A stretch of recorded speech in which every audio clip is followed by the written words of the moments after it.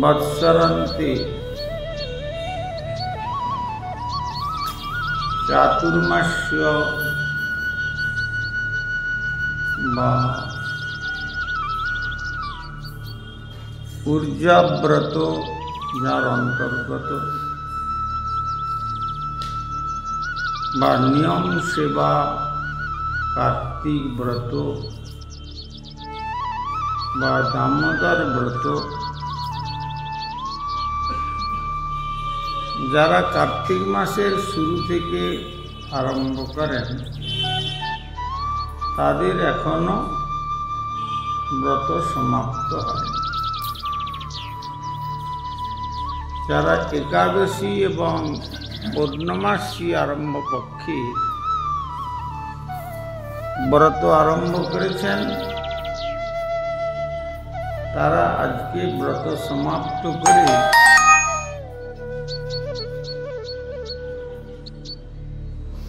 শ্রী শ্রী রাধা গোবিন্দের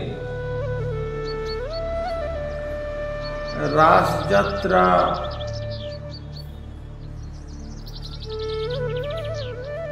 উপলক্ষে বিশেষ অনুষ্ঠানেতে বিভিন্ন স্থানে অনেকে ব্রতী হয়েছে।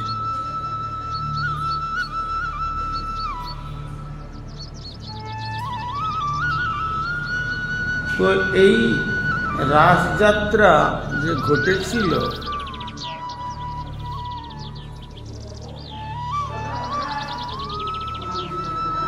গোবর্ধন ধারণের পরের লীলাতে, সেখানে রসিকগণ আস্বাদন করছেন। কেন গোবর্ধন ধারণের পূর্ব পর্যন্ত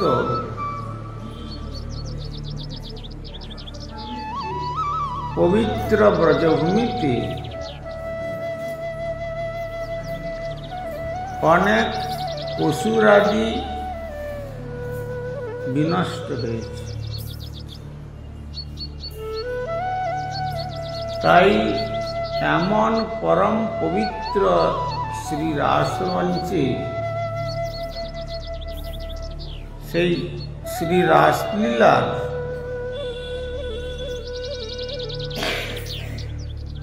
তার যেন সেই অসুর নিধন স্থানকে ধুয়ে দেওয়ার জন্য ভগবানের একটি গোবর্ধন ধারণ লীলা। আর তার সঙ্গে সঙ্গে 7 রাত এবং 7 দিন ধরে প্রবল বর্ষণে সেই যে অসুর মারণের জন্য যে সমস্ত রুধির স্খলিত হয়েছিল সেই সমস্ত একবারে ধৌত করে তারপরে শ্রী ভগবান এই শ্রী রাস রচনা করেছিলেন। রাসের যে পবিত্রতা সেটা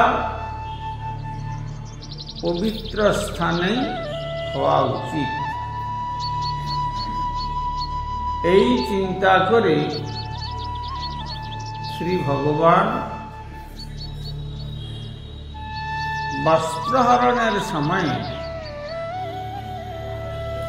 তিনি বলেছেন, তোমরা যে প্রত্যহ এই কাত্যায়নী ব্রত কর যমুনার কূলে এসে আর প্রার্থনা করো কাত্যায়নী মহামায়ে মহাযোগী অধীশ্বরী নন্দ গোপ সুতং দেবী পতিং মে কুরুতে নমঃ। অর্থাৎ হে কাত্যায়নী, হে মহাদেবী, জগতের কাছে যিনি মহামায়া স্বরূপা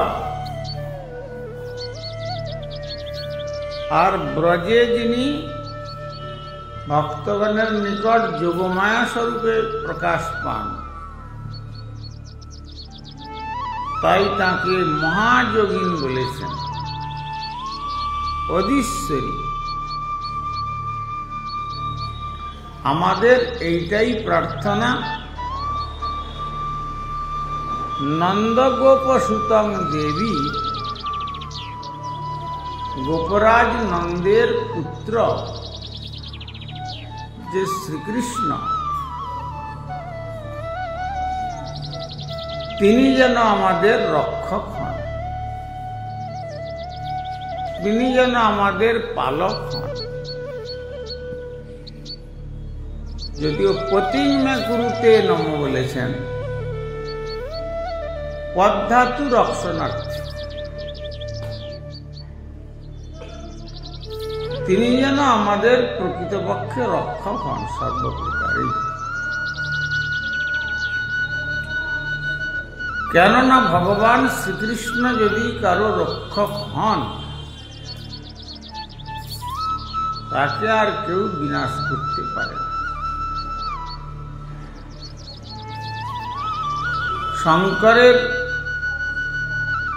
শঙ্কর যদি রক্ষক হন, শঙ্কর নিজেও বিপদে পড়েন, আবার তার উপাসকরাও সেই প্রকার। ব্রহ্মা যদি কারো রক্ষক হয়ে বরদান করেন, তার দ্বারাও ব্রহ্মার খুব বিপদ হয়, আর শেষ পর্যন্ত রক্ষকও বিনাশ হয়।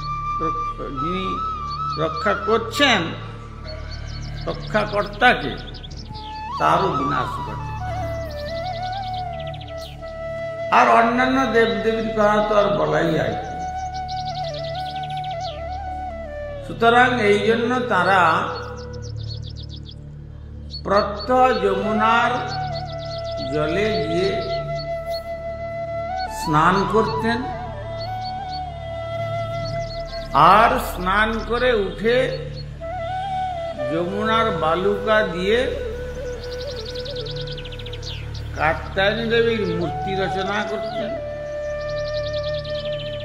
আর মূর্তি রচনা করে পুজো করে এই প্রার্থনা করে প্রণাম করে পরিক্রমা করে তারা আবার গৃহে ফিরে এসে তাদের গৃহকর্ম করতেন। আর সেই সময় তাদের বয়স কিরকম ছিল?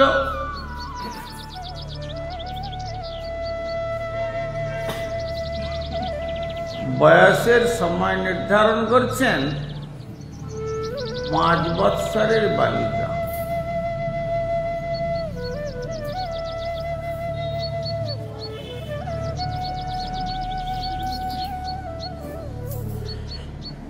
আর শ্রী ভগবান কেবল কৌমারকাল অতিক্রম করে 8ম বর্ষ বয়সে তিনি এই রাস রচনা করেন।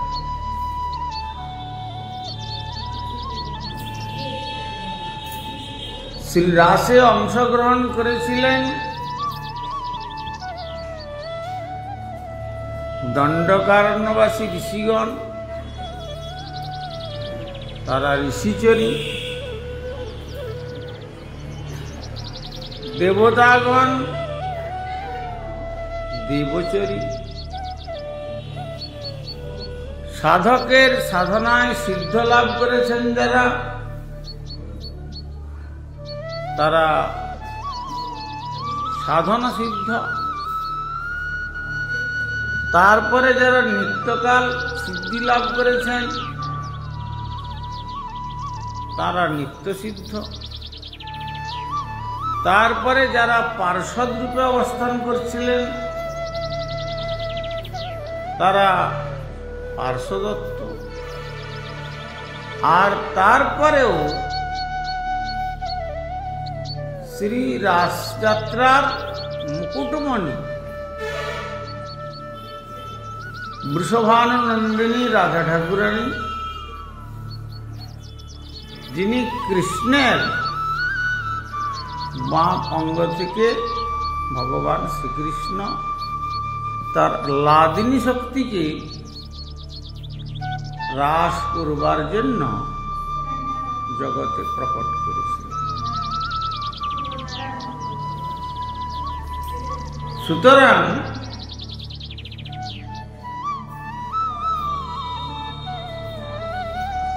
রজনীশা মহাঘোরা শ্রীমদ্ ভাগবতে সুখদেব গোস্বামী বর্ণনা দিচ্ছেন, শারদীয় পূর্ণমাসী তিথিতে যখন পূর্ণ চন্দ্রের কিরণের দ্বারা শ্রীধাম বৃন্দাবন এক নব সাজে সজ্জিত, কেবল যে শরৎকাল তা বলছেন না, আবার বলছেন 6টি ঋতু সেই সময় একত্র মিলিত হয়ে সেই ষড়ঋতুর পুষ্পোদ্যান স্বরূপ শ্রী বৃন্দাবন মালতী, মল্লিকা, জাথি, জুথি, কত রকমের জাতি পুষ্প, সব পুষ্পে তো আর শ্রী ভগবানের সেবা হয় না, কতগুলো জাতি পুষ্প আছে, সেই পুষ্পেতে ভগবানের সেবা হয়। আর কিছু কিছু দেবতার পুজো, দেবীর পুজো, তার জন্য পৃথক পৃথক পুষ্পের দ্বারা তাদের পুজোর বিধান স্মৃতিতে দেওয়া হয়েছে।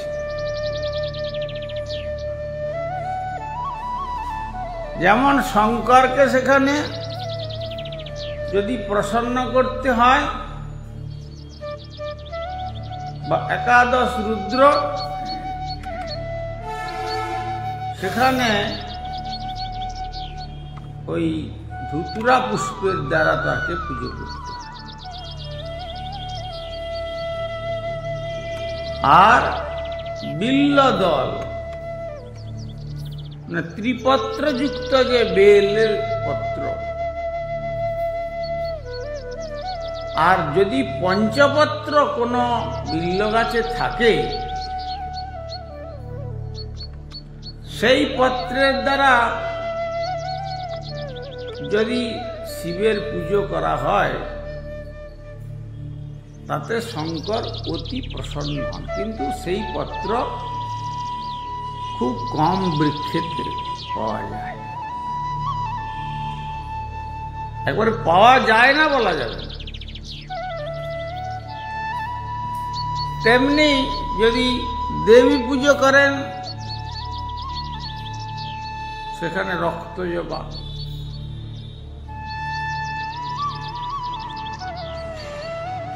আর যদি শ্রীহরির পুজো করেন সেখানে জাতি পুষ্পের সঙ্গে তুলসী পত্র,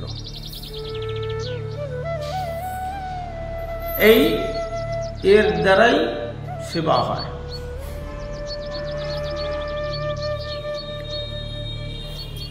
তো যাই হোক, শ্রী ভগবান শ্রীধাম বৃন্দাবনে যখন মনে করলেন মনশ্চক্রী, তার মনের মধ্যে রাস রচনা করার ইচ্ছা হল।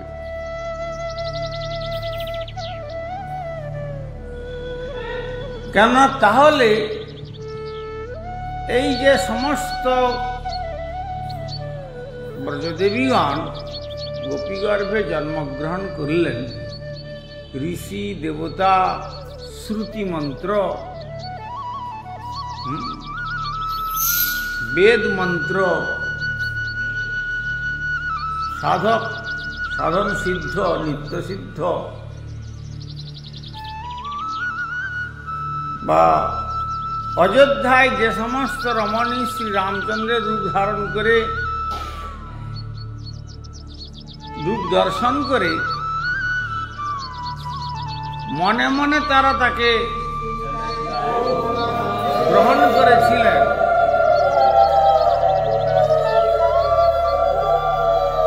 এবং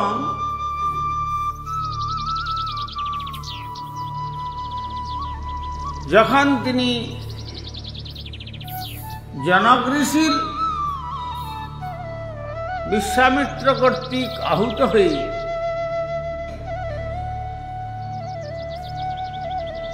জনকপুরে গিয়েছিলেন,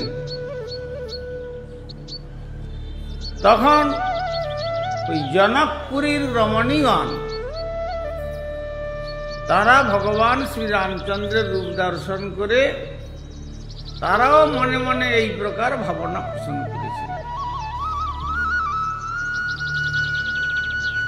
যেমন দণ্ডকারণ্যবাসী ঋষিগণ আমরা অনেকবার আস্বাদন করেছি,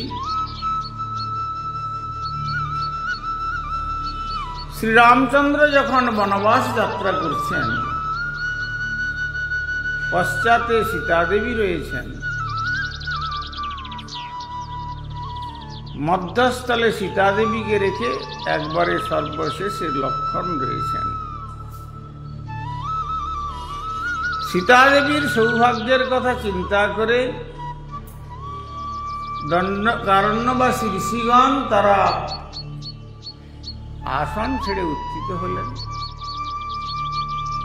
সকলে এসে শ্রী রামচরণে প্রণত হলেন, গলবস্ত্র কৃতাঞ্জলি হয়ে তারা প্রার্থনা করলেন, হে দুর্বাদল শ্যাম সীতাপতি শ্রীরামচন্দ্র,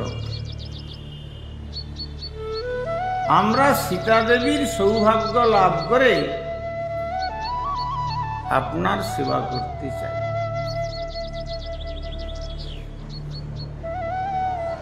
তখন শ্রী রামচন্দ্র বলেছিলেন, আমি এখন মর্যাদা পুরুষোত্তম, একপত্নী ব্রতধর, মর্যাদা, সুতরাং সীতা ব্যতিরেকে অপর কাউকে আমি পত্নীত্বে স্বীকার করতে পারি না, তাহলে মর্যাদা লঙ্ঘন হয়। যার জন্য বনবাসে যখন শূর্পণখা রাবণের ভগ্নী এই শ্রী রামচন্দ্রের রূপ দর্শন করে তার চরণেও প্রার্থনা জানিয়েছিলেন, হে সুন্দর বর, আমি তোমাকে পতিরূপে পেতে চাই। তখন শ্রী রামচন্দ্র বলেছিলেন, দেখছো না আমার সঙ্গে আমার পত্নী রয়েছে, বুদ্ধি করে একটা লীলা প্রকাশ হবে। তখন তিনি বললেন যে আমার শক্তির পশ্চাতে আমার কনিষ্ঠ ভ্রাতা লক্ষণ রয়েছে একা, সুতরাং তুমি তোমার মনোবাসনা তার নিকট ব্যক্ত করো। কিন্তু তার আগে তো প্রেরণা দিয়েই দিয়েছেন, কিন্তু এই লীলাটা তো তিনি গ্রহণ করতে পারছেন না। তাই তিনি কি করলেন, লক্ষ্মণের নিকট যখন এই প্রার্থনা নিবেদিত হল, তখন লক্ষ্মণ তুন থেকে একটা স্বর বের করলেন। স্বর বের করে একবারে 2 নাক আর 2 কান কেটে দিল।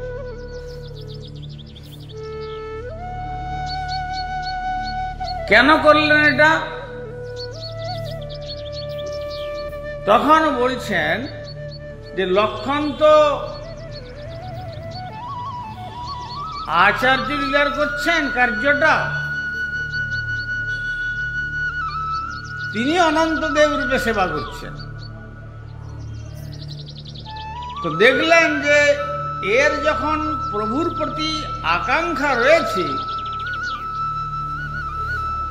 এই প্রভুর বিষয়কে যেন অপরে কেউ হস্তক্ষেপ না করতে পারে।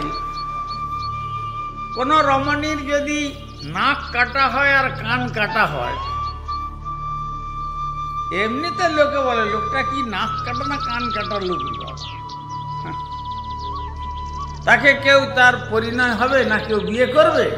করবে না। অর্থাৎ জানিয়ে দিলেন লক্ষণ ইঙ্গিতের দ্বারা, তুমি যে মনোবাসনা করেছ,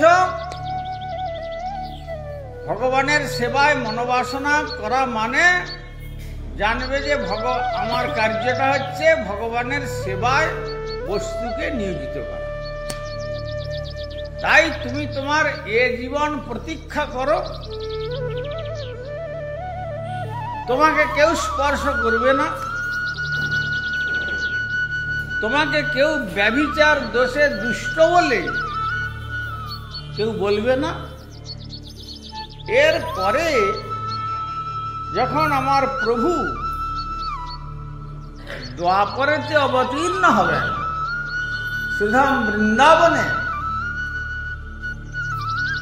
এই জন্মে তো তোমার নাক আর কান কেটে দিলাম,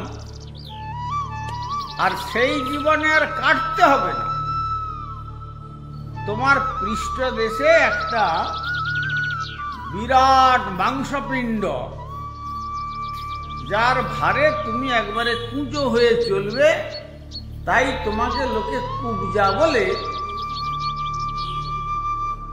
নাম প্রদান করবে।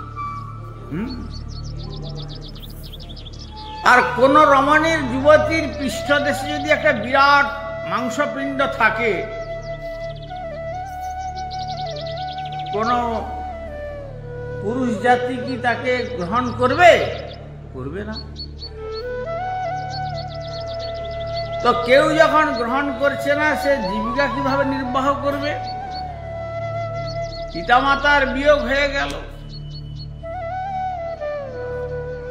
তখন সে একদিন রাজদরবারে এসে উপস্থিত হলো। রাজদরবারে উপস্থিত হয়ে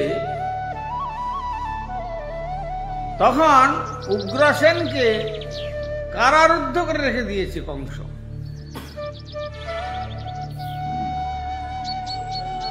এমন অত্যাচারী, পিতাকে কারাগারে নিক্ষেপ করেছে, আর কংস তখন মথুরার রাজ সিংহাসনে রাজকার্য সম্পাদন করছে।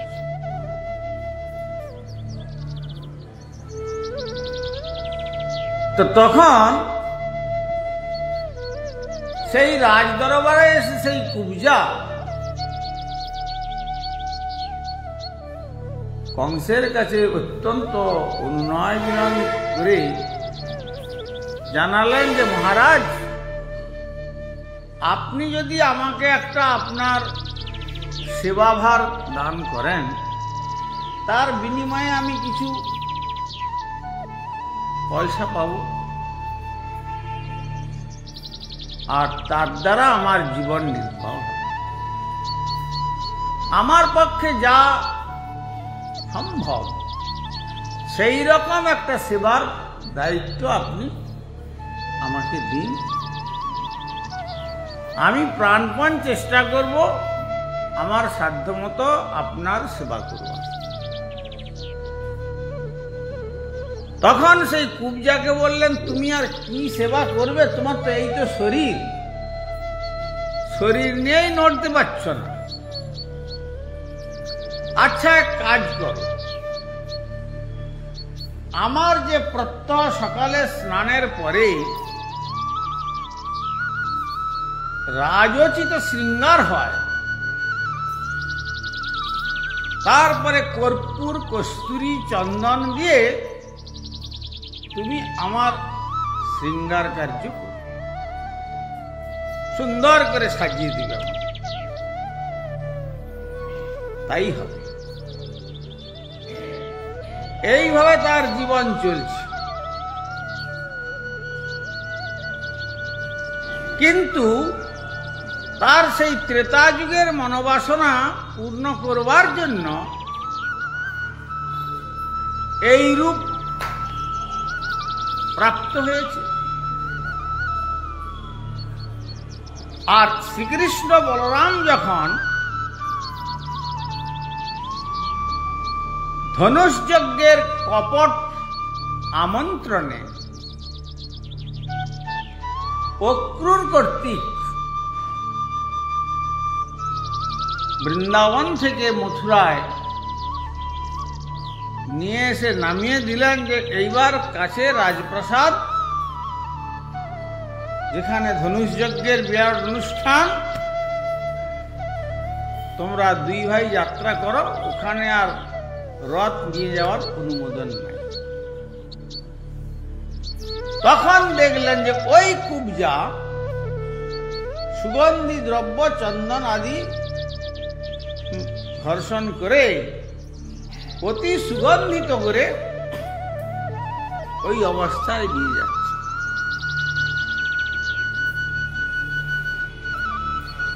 যখন তাকে এই অবস্থায় নিয়ে যাচ্ছে, তখন শ্রীকৃষ্ণ বললেন, ওগো সুন্দরী, তুমি এই কি নিয়ে যাচ্ছ? বিশেষ করে যত কুৎসিত হোক আর সুন্দরী হোক, মেয়েদের কেউ যদি বলে, অল্প বয়সের মেয়েদের সুন্দরী বলে কেউ যদি বলে, তখন তার খুব আনন্দ হয়। বলে, এক তো আমার পৃষ্ঠদেশের মধ্যে বিরাট একটা কুজ, তারপরে আমি সোজা হয়ে হাঁটতেও পারি না সেই কুজের ভারে, আর আমাকে কে সুন্দরী বলে সম্বোধন করলো? তখন দেখলেন যে শ্রীকৃষ্ণ এবং বলরাম যাচ্ছেন। বললেন, তোমার হাতে এটা কি? না, আমাদের রাজা, মথুরার রাজা কংসকে চন্দনে উল্লেপন করার জন্য আমি তার দরবারে চাকরি একটা পেয়েছি, সেই জন্য আমি যাচ্ছি সাজিয়ে দিতে। আর শ্রীকৃষ্ণর রূপ দর্শন করে তার অন্তরে পূর্বের কথা কিছুটা স্মৃতিপটে এসেছিল, গোস্বামী পাদগণ বলছেন। আর এদিকে কৃষ্ণ বলছেন, আচ্ছা একটা কাজ করতে পারবে? প্রত্যহ তো তুমি কংসকে সুন্দর করে সাজাও, আচ্ছা আজকে এই দ্রব্য দিয়ে আমার দুই ভ্রাতাকে সাজিয়ে দাও। আমরা মামা বাড়ি যাচ্ছি তো, মামার আমন্ত্রণ, আর সেই বৃন্দাবন থেকে মা সাজিয়ে দিয়েছিলেন, কিন্তু পথে আস্তে আস্তে সে সমস্ত ঘর্মাক্ত অবস্থায় মানে সেই শৃঙ্গারটা ঠিক সম্পূর্ণ আর দেখা যাচ্ছে না। সুতরাং তুমি আমাদের সাজিয়ে দাও। তার এক তো কথা শুনেছে সুন্দরী শব্দ, তার দ্বারাই প্রীত হয়েছেন, আর ত্রেতা যুগের লীলার কথাও মনে এসছে। তাই ঠিক আছে, সাজিয়ে দেব। অনেকদিন তো রাজাকে সাজিয়েছি, আজকে না হয় তার ভাগনাকে সাজাবো। নিশ্চয়ই যদি ভাগনাকে সাজিয়ে দেওয়া যায়, তাহলে মামা নিশ্চয় সন্তুষ্ট হবে।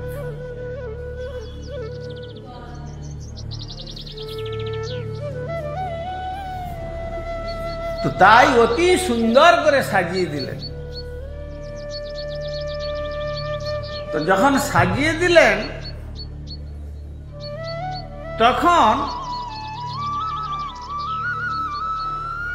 শ্রীকৃষ্ণের চরণে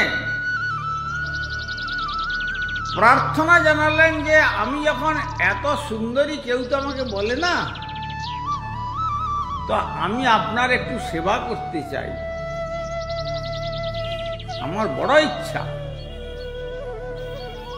তোমাকে কেউ সুন্দরী বলে না, কেন আমি যে বললাম না জানি তুমি এটা হয়তো বিদ্রুপ করে বলছো, এত কুৎসিত রূপ, তারপরে সুন্দরী বলে সম্বোধন করছো। আচ্ছা দেখো তুমি সুন্দরী কিনা, কাছে এসো। ডাকলেন, দুটো চরণ দিয়ে তার দুটো চরণে চেপে ধরলেন, আর দক্ষিণ হস্ত দিয়ে এই চিবুকটাকে ধরে একটা টান দিলেন উপর দিকে, আর সঙ্গে সঙ্গে কুঁজ কোথায় নিশ্চিহ্ন হয়ে গেল, আর একবারে অপরূপ রূপ যৌবন সম্পন্ন প্রমোদা ষোড়শাকৃতি রূপ হয়ে গেল। আর কৃষ্ণ বললেন, দেখো এবার তোমাকে কেউ সুন্দরী বলে কি বলে না, যাও ঘরে চলে যাও। আমার যে মনোবাসনা আপনার একটু সেবা করব, দেখো এখন আমার সেবা নেওয়ার সময় নয়, কেন মামা আমন্ত্রণ করেছে, তো সুতরাং মামার নির্দিষ্ট সময়ের পূর্বে আমাকে পৌঁছতে হবে। এই বলে চলে গেলেন। তো সেই জন্য মর্যাদা পুরুষোত্তম শ্রী দুর্বাদল শ্যাম সীতাপতি শ্রী রামচন্দ্র, আর লীলা পুরুষোত্তম হচ্ছেন স্বয়ং ভগবান ব্রজেন্দ্র নন্দন শ্রীকৃষ্ণ, আর প্রেম পুরুষোত্তম তিনি হলেন এই কলিযুগ পাবনাবতারী শ্রী চৈতন্য মহাপ্রভু।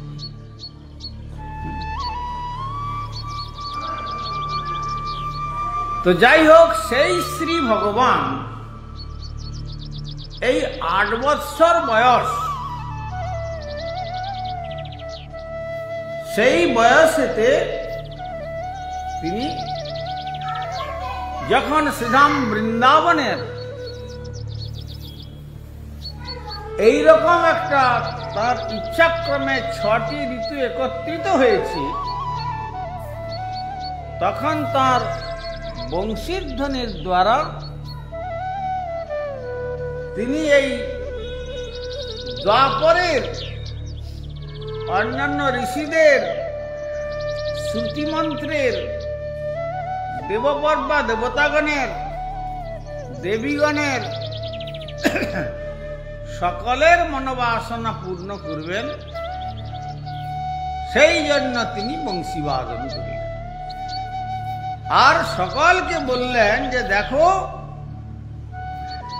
তোমরা সকলে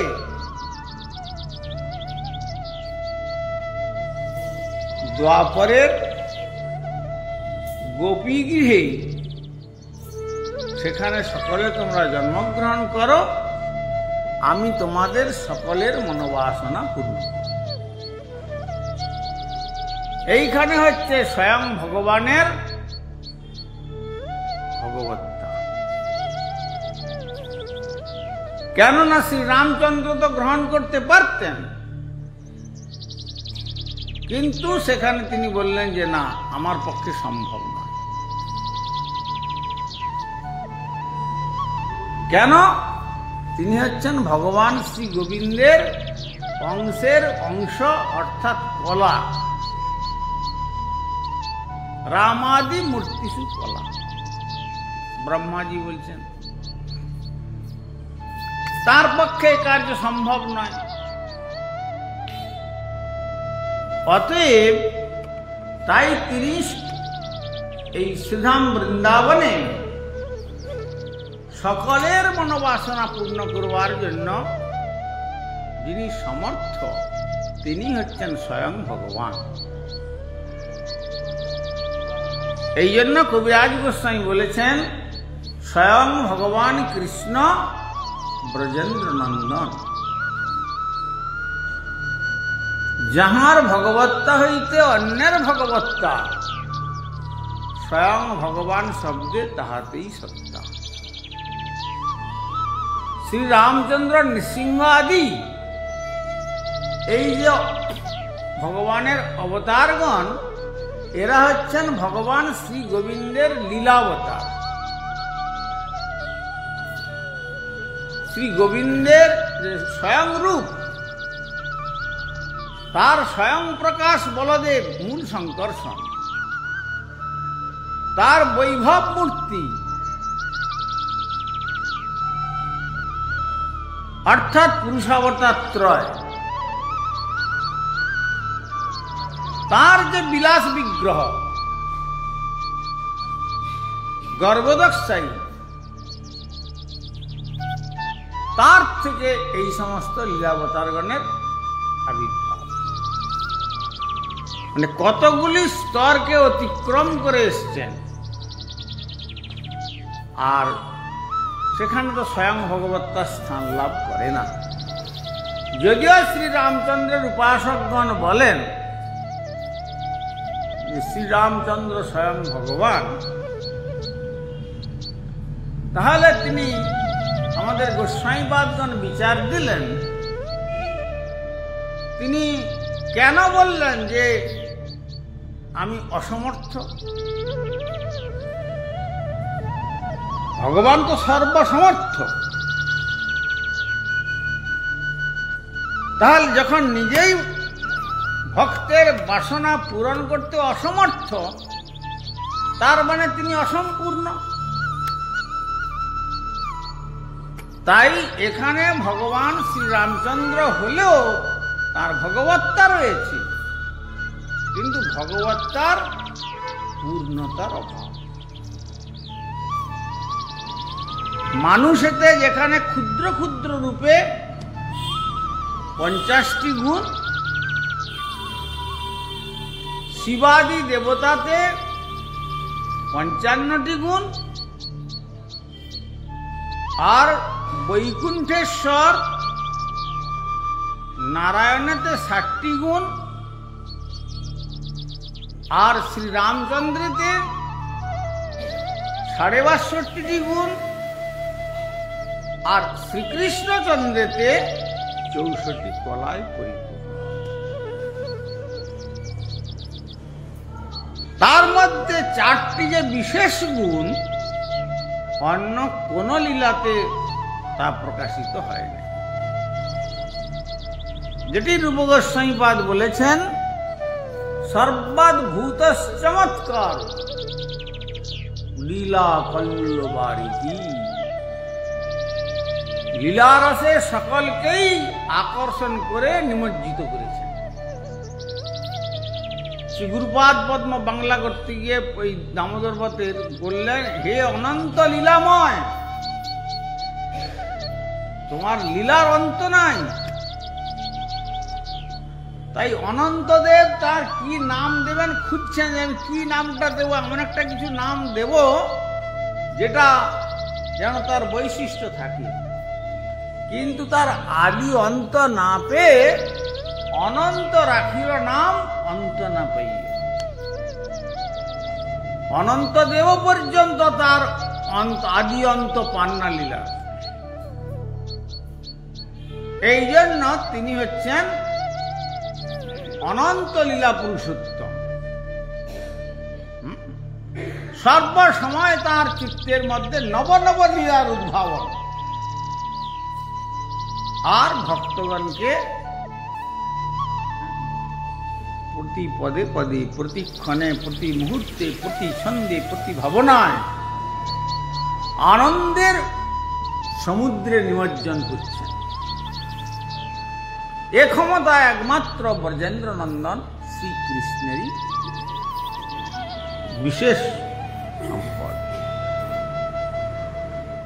ওই জন্য লীলা কল্লোল বারিধি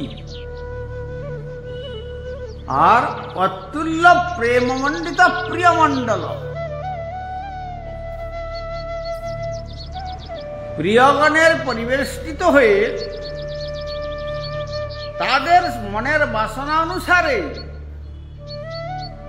তিনি নিজেকে সকলের মনোবাসনা পূরণে সমর্থ প্রিয়মণ্ডল। আর ত্রিজগন মানসাকর্ষী মুরলী কল পূজিত।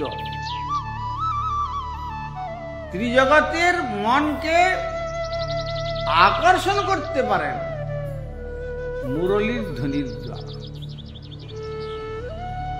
এই মুরলীর ধ্বনি একমাত্র ব্রজেন্দ্রনন্দন কৃষ্ণ ছাড়া এটি আর কারো কাছে নাই। নারায়ণের কাছেও নেই, শ্রী রামচন্দ্রের কাছেও নেই, আর অন্যান্য দেবদেবীগণের কথা তো বলাই বাহুল্য। এই মুরলীর ধ্বনির দ্বারা সকলকে আকর্ষণ করতে পারে। ত্রিজগন মানুষ আকর্ষণ, সকলের মনকে আকর্ষণ করে আনন্দ দান করতে পারে।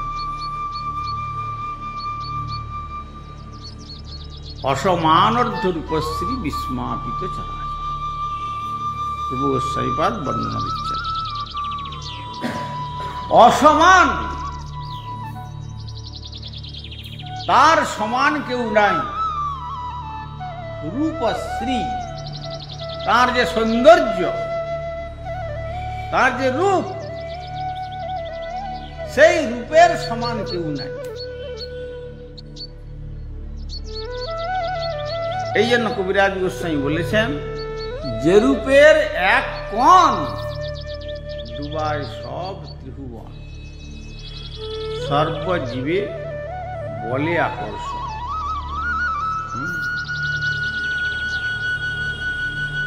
সেই রূপে যদি কারো নয়ন পড়ে যায়,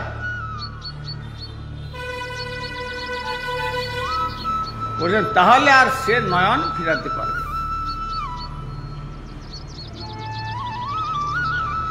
এই জন্য আমাদের পদকর্তা বললেন, বন্ধু সঙ্গে যদি তব রঙ্গ পরিহাস, থাকে অভিলাষ, থাকে অভিলাষ, তবে মোর কথা রাখো, যেও না কো বৃন্দাবনে, মথুরায় কেশী তীর্থ ঘাটের সকাশ। যদি জগতের বন্ধু বান্ধবের সঙ্গে হাস্য পরিহাস রসে জীবনটাকে নষ্ট করবার ইচ্ছা থাকে, তাহলে মথুরায় কেশী ঘাটে সেখানে তোমরা কেউ যেও না। যদি জগতের থেকে কিছু ভোগ করবার আকাঙ্ক্ষা থাকে, হাস্য পরিহাস আদির দ্বারা রূপ রস শব্দ গন্ধ স্পর্শের পশ্চাতে যদি চিত্ত ধাবিত হয়, তাহলে আর সেখানে যেও না। কেন? সেথায় আছেন হরি ত্রিভঙ্গ মূরতি ধরি, নয়নে বঙ্কিম দৃষ্টি, মুখে মন্দহাস। সেথায় আছেন হরি, সেখানে ভগবান শ্রীহরি বিরাজমান। সকলে সোজা হয়ে দাঁড়াতে জানেন, কিন্তু কৃষ্ণ সোজা হয়ে দাঁড়ান। ত্রিভঙ্গ ঠাকুর, তিনটে বাঁক। কেন? সেখানে সম্বন্ধ অভিধেয় প্রয়োজন।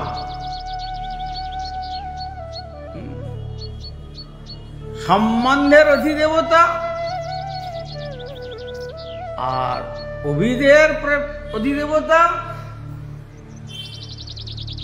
আর প্রয়োজন অভিদেবতা গোবিন্দ, গোপীনাথ, মদন মোহন।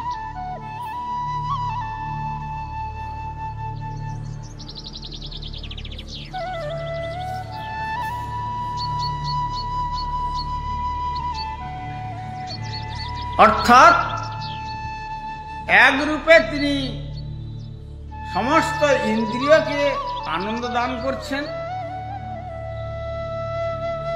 গাং বিন্দতি ইতি যা শৈব গোবিন্দ, সেই একটা বক্র। আর যেখানে মদ মোহ বিনির্মুক্ত,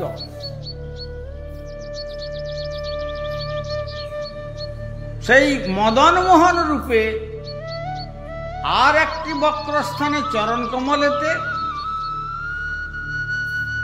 এক বক্রস্থান, আর গোপীনাথ রূপে কর্ষণ বেণু সনল গোপী গোপীনাথ অস্তি অস্তি। তিনি বেণুধ্বনির দ্বারা এইভাবে ত্রিভঙ্গ দেবতা রূপে তিনি অবস্থান করছেন। ঘটিবে বিপদ ভারী, যেও না কোহে সংসারী। ওহে সংসারী জীব, তোমরা সেখানে যেও না, মহাবিপদ হবে। কেন? সে মূর্তি নয়নে হেরি, কেহ নাহি ঘরে ফিরি।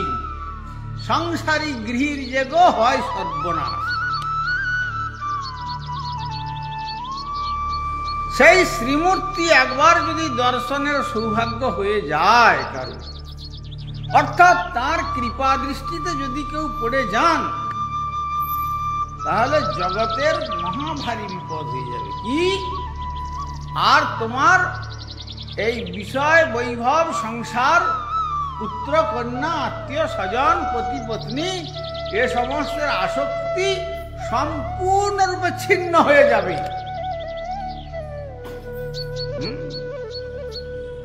সেই জন্য বলছেন ঘটিবে বিপদ ভারী, যেও না কহে সংসারী। মথুরায় কেশিতীর্থ ঘাটের প্রকাশ। বন্ধু সঙ্গে থাকে যদি রঙ্গ বিলাস, রঙ্গ বিলাস, তবে মোর কথা রাখো, যেও না কো, যেও না কো, মথুরায় কেশিতীর্থ ঘাটের প্রকাশ।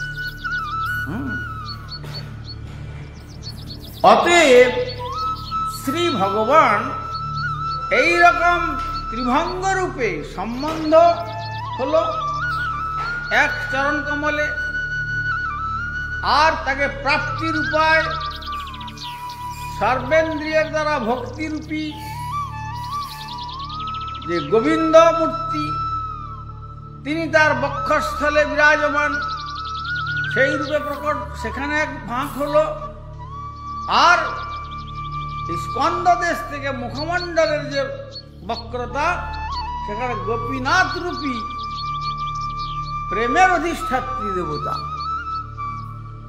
এই জন্য ত্রিভঙ্গ ভঙ্গিমা ঠামে শ্রী ভগবান যেখানেই আছেন, শ্রী গোবিন্দকে দেখা যাবে যে ত্রিভঙ্গ রূপেই তিনি দণ্ডায়মান। তবে একমাত্র ব্যতিক্রম হয়েছে কোথায়? তাও তিনি ত্রিভঙ্গ ছিলেন। শ্রী গৌর লীলাতে যখন টোটা গোপীনাথে মহাপ্রভু দর্শন করলেন পুরীতে, তখন গদাধর পণ্ডিতকে বলছেন যে গদাধর, তোমাকে আমার সঙ্গে বৃন্দাবন যেতে হবে না, তুমি এই গোপীনাথের সেবা করো। কিন্তু তিনি বলছেন যে না, আমি তো আপনারই সেবা করব। মহাপ্রভু বললেন যে দেখো, আমার যাতে প্রীতি হয়, আমার যাতে সুখ হয়, তুমি সেই সেবা করো, ক্ষেত্র সন্ন্যাস গ্রহণ করো, আর এইখানেই সেবা করো। রাজি হলেন। দীর্ঘদিন সেবা করছেন। উদ্যান থেকে পুষ্প চয়ন করে নিয়ে আসেন, নিজে মালা গ্রন্থন করেন, আর সকালে চন্দন পুষ্প তুলসী চন্দন দিয়ে পুজো করেন, আবার রন্ধন কার্য করেন, তারপরে ভোগ নিবেদন করেন, যথাযথভাবে সময় মতো সেবা করেন। কিন্তু বার্ধক্য অধিক, এত বার্ধক্য অধিক হয়ে গেল যে আর বার্ধক্যের ভারে সোজা হয়ে দাঁড়াতে পারছে না, বক্রভাব এসে গেল। আর পুরীতে যারা গিয়েছেন দেখবেন গোপীনাথ প্রায় এমনি উঁচুতে মনে হয় যে প্রায় 5.5 থেকে 6 ফুট উঁচু হবে, বিরাট বিগ্রহ। আর এক পার্শ্বে রাধা ঠাকুরানী আর এক পার্শ্বে ললিতা দেবী অবস্থান করছেন। যেমন দৈনন্দিন মালা গেঁথে পরাতেন, তেমনি তিনি মালা গেঁথে পরাতে গিয়েছেন সেদিন। বৈকালিক যে ভোগ দেওয়ার পরে মালা পরিয়ে তারপরে মন্দিরের উদ্ঘাটন করবেন। কিন্তু সেদিন এত বার্ধক্যজনিত অবস্থা চাপ দিয়েছে যা কোনো মতেই কোমরটাকে সোজা করে মালাটা পরাতে পারলেন না। যখন পারলেন না তখন মনের দুঃখে চোখের জল ফেলতে ফেলতে বললেন, ঠাকুর তুমি তো আমার বেঁচে থাকার অধিকারটুকু কেড়ে নিলে, কেন আমি আর জগতের বোঝা হয়ে বেঁচে থেকে কি লাভ যদি তোমার সেবাই করতে না পারলাম। অতএব আমি আর তোমার প্রসাদ গ্রহণেরও আমার অধিকার নাই, কেন সেবা করলে তো অধিকার হতো। অতএব যখন সেবাই করতে পারলাম না আর প্রসাদ গ্রহণের আমার অধিকার থেকে আমি বঞ্চিত হলাম, আর তুমি বরং তোমার চরণ কমলে আমাকে তুলে নাও। এই বলে তিনি সন্ধ্যায় ভোগটোগ দিয়ে মালাটি চরণের তলে রেখে দিয়ে কাঁদতে কাঁদতে শয়ন দিয়ে মন্দির থেকে বেরিয়ে গেলেন। আর বেরিয়ে এসে সমস্ত রাত ধরে ওই মালাতে জপ করছেন, আর মনে একটা অত্যন্ত আবেগ যে আমি তো গোপীনাথের গলায় মালা পরাতে পারলাম না। আমাদের যেমন রাধানাথের দামোদরের গলায় মালা পরানোর খুব আবেগ, টাকার দিকে চিন্তা করে না, কিন্তু 500 টাকা 800 টাকা রজনীগন্ধার কিলো, হোক না একটু পরাই। যাই হোক, এটা ভক্তের ভাবনা ভালো। তো যাই হোক, তিনি যখন এইরকম অবস্থা চিন্তা করতে করতে বাইরে বেরিয়ে এসে ওই সারা রাত প্রসাদকে প্রণাম করেছেন, সম্মান, এটা প্রসাদের সম্মান, কিন্তু ভোজন করেন, সেবন করেন। আর শ্রী নাম জপ করছেন, নাম জপের সঙ্গে সঙ্গে প্রার্থনা করছেন, ঠাকুর তুমি যখন আমাকে তোমার সেবা থেকে বঞ্চিত করলে, তাহলে আর আমাকে রেখে লাভ নেই জগতে। কিন্তু অনধিকারী ব্যক্তি কি মনে করে, সেবা হোক আর না হোক, আমি সকালবেলা আরতির পরে গিয়ে বরং আমি আমার স্বেচ্ছাচারভাবে জীবনযাপন করি, ঘুমাই, বসি, উঠি, খাই, যা খুশি করি, ও সেবা যে পাচ্ছে সে তার করবে, আমি তো ফাঁকি দিয়ে দিলাম। কিন্তু বুঝতে পারে না যে এর দ্বারা নিজে ফাঁকে পড়বে, এটা সেবকের ধর্ম নয়। এই জন্য প্রভুপাদ গুরু ভোগী আর গুরু ত্যাগী দুটো বলেছেন। এক প্রকার সেবক আছে গুরুর বস্তুকে কেবল কি করে ভোগ করা যায় সেই চিন্তা, সেবাবৃত্তি বাদ দিয়ে। আর এক প্রকার মনে করছে যে না, এ সমস্ত মনোবাসনাকে ত্যাগ করে আমাকে গুরু বৈষ্ণবের সেবার জীবনকে উৎসর্গ করতে হবে। তো সুতরাং সেখানে গুরু ভোগীদের কপালে দুর্ভোগ ঘটে। কেন? যতদিন সুকৃতির ফল থাকে ততদিন পর্যন্ত সে থাকবে।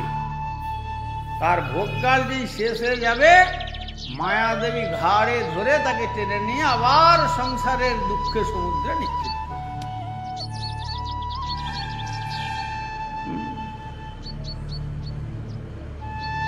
তো সুতরাং এর থেকে নিস্তার পাওয়ার কিছু নেই। ব্যাংকের টাকা থাকলে না ইন্টারেস্ট পাওয়া যাবে, যদি আসল শেষ করতে করতে যেটুকু ছিল সবটাই শেষ হয়ে যায় আর ইন্টারেস্ট আসবে না, আসলটাই তো শেষ হয়ে গেল। ফলে তখন আর ব্যাংকে গিয়ে টাকা চাইলে দেবে দেবে না। তেমনি পূর্ব জন্মার্জিত সুকৃতির ফলে জীব প্রেরিত হয়ে চলে আসে গুরু বৈষ্ণবের কাছে, কিন্তু তাদের আনুগত্যে সেবা না করে যদি সেবা ভোগী হয়ে যায়, তার দ্বারা তার স্বীকৃতি সেখান থেকে ক্ষয় হতে পারে। ক্ষয় হলে তাকে আর কোনো উপায় নেই।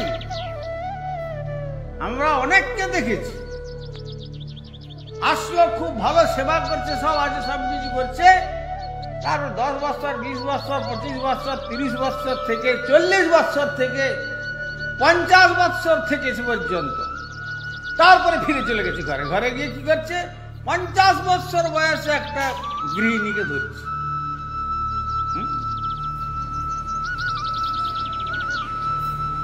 তখন এইরকম দুষ্ট প্রবৃত্তি মনের মধ্যে যাবে। আর ভগবানও বলছেন, ঠিক আছে এইবার তো বুঝলে, এবার দেখো কিরকম জ্বালা পাও। আমার সেবা করতে গিয়ে কষ্ট হচ্ছিল তো, এবার দেখে নাও কিরকম। একবারে কামারের জাঁতা, আষ্টে পিষ্টে জ্বালিয়ে পুড়িয়ে ছাই করে দেবে একবারে। কিন্তু চিতার ছাই সকলে দেখতে পায়। কথায় বলে না, চিতার আগুন সবাই দেখে, চিত্তের আগুন দেখতে পায় না। কিন্তু প্রত্যেকের চিত্তের মধ্যে আগুন জ্বলছে। তো সেখানে যারা সব ত্যাগ করে ভগবানের চরণে শরণাগত হলেন, তারা ওই রাজ্যের আস্বাদন লাভ করতে পারলেই তবে আনন্দ।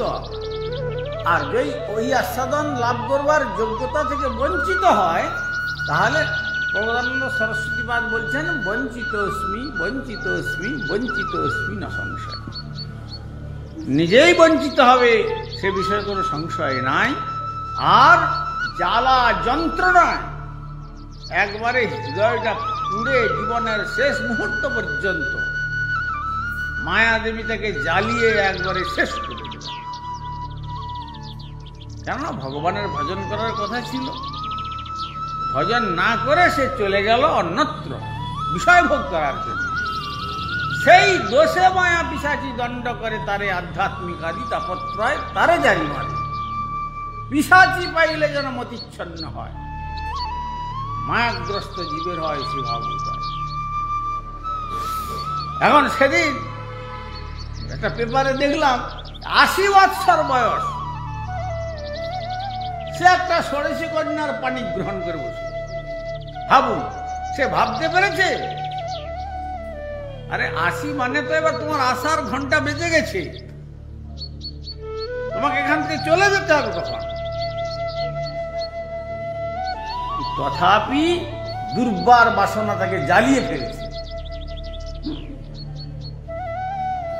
প্রধানত সরস্বতী বলছে না, দুর্বাসনা নিগড়িত ঈশ্বর নিরাশ্রয় ঈশ্বর। দুর্বাসনার নিগড় এই প্রকার। তো যাই হোক, শ্রী ভগবান সেই রকম ভক্তদেরকে সকলকে সুযোগ দিয়েছেন এই শারদীয় রাশি। সকলের মনোবাসনা তিনি পূর্ণ করতে পারেন।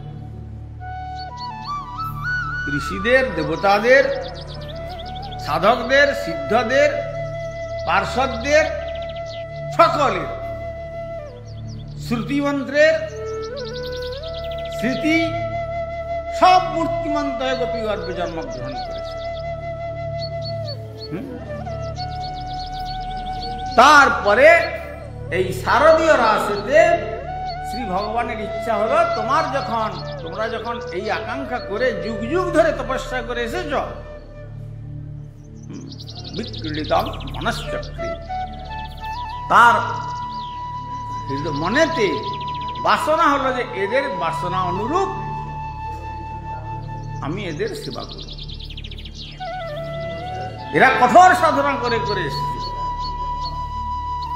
সেই জন্য আমি ওখানে বলেছিলাম যে বেদান্তের রস ঐশ, বেদান্তের যিনি রস, রসজ্জেবায়ং লব্ধানন্দী ভবতি, সেই রসকে লাভ করতে পারলেই মানুষ আনন্দ পায়। এই জগতের মধ্যে আনন্দ নাই। জগতে টপ টু বটম জিজ্ঞেস করা যদি হয়, একটা লেম্যান থেকে আরম্ভ করে একবারে আমেরিকার প্রেসিডেন্ট পর্যন্ত, সকলেই বলবে তার দুঃখের কথা। কেউ বলবে না যে আমি সুখী এ জগতে।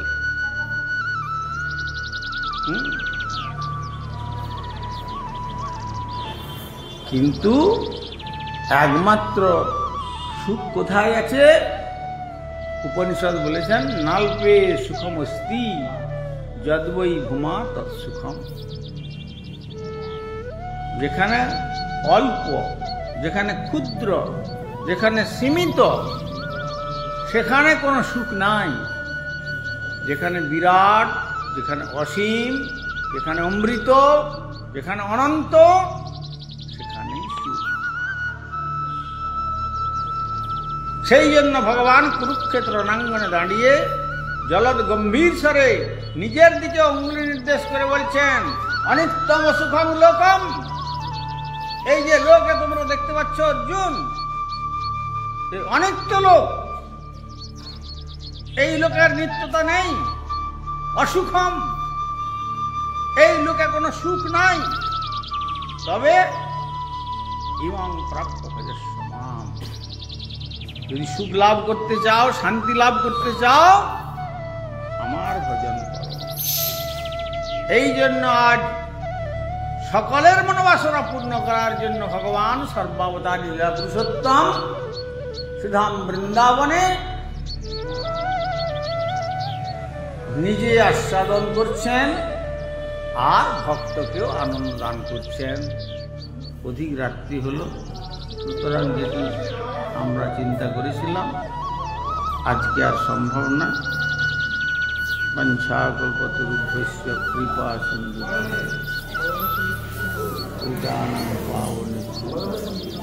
হ্যাঁ, ও গদাধর পণ্ডিতের, ওহো যে কথা বলেছিলাম, সেই গদাধর পণ্ডিত যখন সমস্ত রাত্রি অতিবাহিত করছেন, চোখের জল ভেসে যাচ্ছে, আমার আর বেঁচে থাকার কি রাইট আছে? সেটাও তুমি কেড়ে নিয়েছ। জীবনটা জীবিতং বিষ্ণু ভক্তস্য বরং পঞ্চদিনাঞ্চ, যদি 5 দিন এই জগতে বেঁচে থাকা যায় ভগবানের সেবক হয়ে, সে জীবনের মূল্য আছে। নত কল্প সহস্রাণি ভক্তিহীনস্য কেশব, কল্প সহস্রকাল ব্রহ্মার মতো জীবন পেয়ে যদি ভজন না হয়, তাহলে সে জীবনের এক কপর্দক কোনো মূল্য নেই। হতে পারেন আপনি কাব্য, ব্যাকরণ, সাংখ্য, ষড়দর্শন, তীর্থ, MA, PRS, PhD, defeat, delete, যত রকমের জগতের ডিগ্রি, ডিপ্লোমা, এইসব যা কিছু ডেজিগনেশন আপনার থাকুক না কেন, minus god, result minus 0. Whatever you may be hero, but spiritually your number is minus 0. সেই জন্য শ্রী ভগবান এই গদাধর পণ্ডিত বলছেন যে আমার তো বেঁচে থাকার রাইট নাই, তোমার এই জগতের বস্তু যে আমি ভোগ করব, তোমার প্রসাদ যে আমি ভোজন করব, এই অধিকারটুকু তুমি কেড়ে নিলে। তোমার সেবা যদি করতে পারছি তো তোমার প্রসাদ ভোগ করবো কি করে? এ নয় শুয়ে থাকি, ঘুমিয়ে যাই, ঘন্টা বাজলেই চলে যাবো, থালা পাতলেই তো প্রসাদ। এটা ভক্তের বিচার নয়। এই গুরু বৈষ্ণবের কাছে ঋণগ্রস্ত হয়ে যেতে হবে। কিন্তু ভগবানের সেবা না করলে এ ঋণ বাড়তে বাড়তে বাড়তে বাড়তে কি বলাটাকে চক্রবৃদ্ধি হার, চক্রবৃদ্ধি হারের যে সুদ এবং আসল মিলে এমন বাড়বে, আজ এই যে মানুষ হয়ে জন্মগ্রহণ করার সুযোগ হয়েছিল 84 লক্ষ জীবনের চক্রেতে আবদ্ধ। জলজা নবলক্ষানি স্থাবরা লক্ষ বিংশতি কৃময় রুদ্র সংখ্যা পক্ষী নাম 10 লক্ষ কম 30 লক্ষানি পশব 14 লক্ষানি মানব। 9 লক্ষ জলজন্তু হতে হবে। আর সেই জলজন্তু হতে হতে যদি কখনো কর্মচক্রেতে জলের শঙ্খ হয়ে জন্মটা হয়ে যায়, শঙ্খ একটা জলের জন্তু, তাহলে সে শঙ্খ জল জন্তু থেকে উদ্ধার হবে। কেন না ওই শঙ্খ বাদন করলে সমস্ত অমঙ্গল বিনাশ হবে, সর্ব অমঙ্গল বিনাশায়। আর সেই শঙ্খের জল দিয়ে যদি ভগবানের স্নান করানো যায়, তার বংশটাকেও পর্যন্ত ভগবান উদ্ধার করে। তার মানে যত শঙ্খ আছে জাতি সকলকে উদ্ধার করবে, তাহলে জলজন্তু তার থেকে উদ্ধার হবে। স্থাবরা লক্ষ বিংশতি 20 লক্ষ বৃক্ষ প্রস্তর। বৃক্ষ যদি হতে হতে হতে হতে যদি সৌভাগ্যক্রমে তুলসী বৃক্ষ হয়ে জন্মগ্রহণ করে, তাহলে এই তুলসী বৃক্ষের তুলসী পাত্র যখন ভগবানের চরণে পড়বে, তখন সে বৃক্ষকুলকে উদ্ধার করে নিল। আর প্রস্তর জন্মের থেকে কি করে উদ্ধার হবে? লোকে বলে যে পাথরের কি প্রাণ আছে? আমাদের গুরু মহারাজ যখন জার্মানিতে গিয়েছিলেন,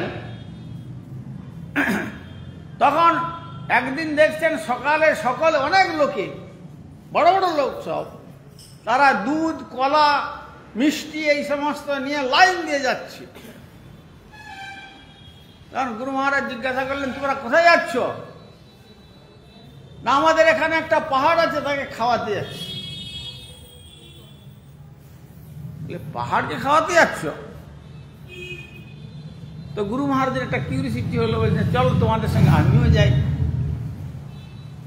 যখন ওরা বললো যে পাহাড় খায়, গুরু মহারাজ বললেন যে আমরা শুনেছি, আমরা শাস্ত্র পড়েছি, গুরুবাক্যে জেনেছি যে পাথরটাও জন্মগ্রহণ করছে, তারও জীবনী শক্তি আছে, তা না হলে বংশ বিস্তার করে কি করে? কিন্তু যখন সেখানে গিয়ে পৌঁছলেন, দেখছেন একের পর এক কলসির পর কলসি দুধ ঢেলে দিচ্ছে, বহু মিষ্টি ঢেলে দিচ্ছে। ঠিক আহার করলে যেমন শব্দ হয় সেই রকম শব্দ হচ্ছে, আর সব অদৃশ্য হয়ে যাচ্ছে। গুরু মহারাজ বললেন, আমাদের শাস্ত্র এই কথা বলেছেন যে হ্যাঁ, প্রস্তরেরও জীবন আছে। আর এইরকম প্রস্তর হতে হতে যখন বজ্রকীটের দ্বারা ওই প্রস্তর খণ্ডিত হবে, তখন ভগবান শালগ্রাম রূপে তিনি প্রকটিত হবেন। সুতরাং তখন প্রস্তর কুল উদ্ধার হয়ে গেল। স্থাবর লক্ষ বিংশতি 20 লক্ষ। আর কৃমিকীট 11 লক্ষ কৃমিকীট জন্ম। ওই কৃমিকীট হতে হতে যদি কখনো ভগবানের যে শ্রীমন্দির দেখবে, জগন্নাথ মন্দিরের যে জগন্নাথ গর্ভ মন্দির থেকে যে মন্দির ধৌত সব জল বেরিয়ে আসছে, সে উত্তর প্রান্তে, সেখানে সেই জল সব জমা হচ্ছে, সেখানে দেখবে অনেক কীটের জন্ম হয়েছে। ওই যে ভগবানের চরণ ধৌত জল আসছে, আর 1 লক্ষ শালগ্রামের বেদিতে জগন্নাথ বসে আছেন। ওই বেদি কিন্তু সাধারণ প্রস্তর নয়, 1,00,000 শালগ্রামের বেদী, তার উপরে পুরীতে শ্রী জগন্নাথ, বলদেব, সুভদ্রা বসে আছেন। আর তার যে ধৌত স্নান জল, সেই জলের স্পর্শ পেয়ে তার কীটকুল থেকে সে উদ্ধার হয়ে গেল। তার কীটকুলের পূর্বপুরুষদেরকে উদ্ধার করবে। পক্ষী নাম 10 লক্ষ কম। 10 লক্ষ পক্ষী হতে হতে যদি কখনো গরুড় পক্ষী হয়ে ভগবানকে বহন করবার সৌভাগ্য প্রাপ্ত হয়, তাহলে সে তার বংশজ যে পক্ষীকুল তাদেরকে উদ্ধার করলো, সেবার ফল এরকম। 30 লক্ষানি পশব, 30 লক্ষ পশু জন্ম। এই পশু জন্ম থেকে আমাদের উদ্ধার কি করে হবে? পশু জন্ম হতে হতে হতে হতে যদি কখনো গাভী রূপে জন্মগ্রহণ করতে পারে, আর সেই গাভী যদি বৎস প্রদান করে, বাছুরি জন্ম দেয়, আর তার দুগ্ধ যদি কখনো ভগবানের সেবায় লাগাতে পারে, তাহলে সেই সমস্ত 30 লক্ষ পশু জীবন থেকে সকলকে উদ্ধার করবে। তারপরে 4 লক্ষ মানুষ জন্ম। এই মানুষ জন্মের মধ্যে যদি মান, রামকৃষ্ণ বলেছেন না, মান হুশ, তোমার যদি হুশ না থাকে তাহলে তুমি আর মানুষ হলে না। তাই তো আমাদের বিশ্বকবি বলেছেন, 7 কোটি, তখন বঙ্গবাসী, 7 কোটি সন্তানের হেমুগ্ধ জননী রেখেছ বাঙালি করে, কিন্তু মানুষ করো। Animality plus rationality equal to man, আমরা পড়েছিলাম। মানুষ হচ্ছে রেশনাল অ্যানিমেল, বুদ্ধিবৃত্তি সম্পন্ন একটা প্রাণী, কিন্তু এইটা হচ্ছে ভগবানের শ্রেষ্ঠ সৃষ্টি, বেস্ট ক্রিয়েশন অফ সুপ্রিম। কেন? এরাই একমাত্র ভজন করতে পারে। তো এই মনুষ্যকুলে জন্মগ্রহণ করে যদি ভগবানের ভজন করতে পারে, তাহলে এই 4 লক্ষ মনুষ্য জীবন থেকে উদ্ধার লাভ করে একবারে গৌর গোবিন্দের ধাম শ্রীগোলক বৃন্দাবন, যদ্গত্ব অনিবর্তন্তে তদ্ধাম পরমং মম, সেখানে গেলে পর আর জন্মান্তর রূপ যে অভিশাপ, মাতৃকুক্ষিতে যে মানে যন্ত্রণাক্লিষ্ট যে অবস্থা, সে পশু মাতাই হোক, পক্ষী মাতা হোক, বা সেই মানবীর গর্ভে হোক, সেখানে বলছেন গর্ভবাসম মহাদুঃখম, চরম দুঃখ পেতে হয় ওখানে। তার থেকে মানুষ নিস্তার লাভ করে। তমেব বিদিত্বা অতিমৃত্যুমেতি নান্যৎ পন্থা বিদ্যতে নায়ক, উপনিষদ বলেছেন। একমাত্র তাকে জানতে পারলেই মৃত্যুকে অতিক্রম করতে পারে। অতএব তিনি বলছেন যে তাহলে আমার তো আর সেবা করার অধিকারটুকু যখন তুমি কেড়ে নিলে, আমাকে সেই রকম করে দিলে, আর কি হবে আমার বেঁচে থেকে জগতে? আর তোমার প্রসাদ তো আমি গ্রহণ করব না। আমি এমনি অপমান করলাম না, প্রসাদকে প্রণাম করে সম্মান করা হলো, থাকলেন প্রসাদ। সারা রাত তিনি অনুতাপে দগ্ধীভূত হচ্ছেন, আমি ঠাকুরের সেবা করতে পারলাম না, আর চোখের জলে ভেসে যাচ্ছেন, আর শ্রীনাম স্মরণ করছেন। শেষ রাত্রে একটু তন্দ্রা আসলো, তন্দ্রা আসাতে তখন গোপীনাথ বলছেন, গদাধর, তুমি আমার গলায় মালা সেবাটা করতে পারছ না বলে এত দুঃখ পাচ্ছ? ঠিক আছে, আমি যদিও সারা বিশ্বে কোথাও আমি ত্রিভঙ্গ রূপ ছাড়া অন্য রূপে দণ্ডায়মান নই, বিশেষ করে রাধারানী যেখানে আছেন, কিন্তু তোমার সেবায় বশীভূত হয়ে আজ থেকে আমি আর দাঁড়িয়ে থাকলাম না। আজ সকালেই আমি তোমার জন্য বসলাম, আর তুমি সকালে মঙ্গলারত্রিকাদি করে তারপরে যেমন সেবা করো তেমনি মালা গেঁথে তোমার বক্র রূপের দ্বারা তুমি শেষ মুহূর্ত পর্যন্ত সেবা করো, অচিরেই তুমি আমার ধাম প্রাপ্ত হবে। আজ দেখবেন, সেইটাই দেখবেন পুরীতে গেলে টোটা গোপীনাথে, সেই গোপীনাথ দাঁড়ানো বিগ্রহ, বিরাট বিগ্রহ বসেছেন।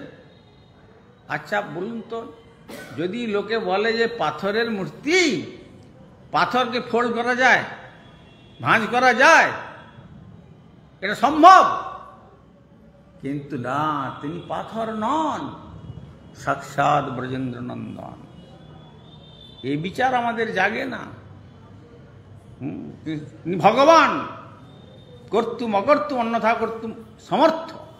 করণীয় করতে পারেন, অকরণীয় করতে পারেন, অন্যথা করণীয় করতে পারেন। সেই জন্য তিনি স্বয়ং ভগবান। তাই একমাত্র টোটা গোপীনাথ ছাড়া আর ভগবান কোথাও বসে নাই, সব জায়গায় ত্রিভঙ্গ ভঙ্গিম ঠামে দাঁড়িয়ে আছেন। নয়নে বঙ্কিম দৃষ্টি, মুখে মন্দহাস। হ্যাঁ, তো তাই যাই হোক, আমরা আজকে সেই শ্রী ভগবানের যে স্বাগত সম্বর্ধনা, ব্রজদেবীগণকে স্বাগতং ভূ মহাভাগা প্রিয়ং কিং করবাণী বা ইত্যাদি ইত্যাদি রূপে যেভাবে তাদের সম্বোধন করেছিলেন, তারপরে আবার বললেন প্রতিজাতং গৃহং সর্বে, রাত্রে তোমাদের গৃহ ছেড়ে আসা ঠিক নয়, তোমরা ঘরে ফিরে যাও, ইত্যাদি ইত্যাদি অনেক ঘটনা ঘটেছে। যাই হোক, আজ এখানেই থাক। বঞ্ছা করব দুর্ভস্য কৃপা সিন্ধু ভৈবচ পতিতানাং পাবনেভ্যো বৈষ্ণবেভ্যো নমঃ।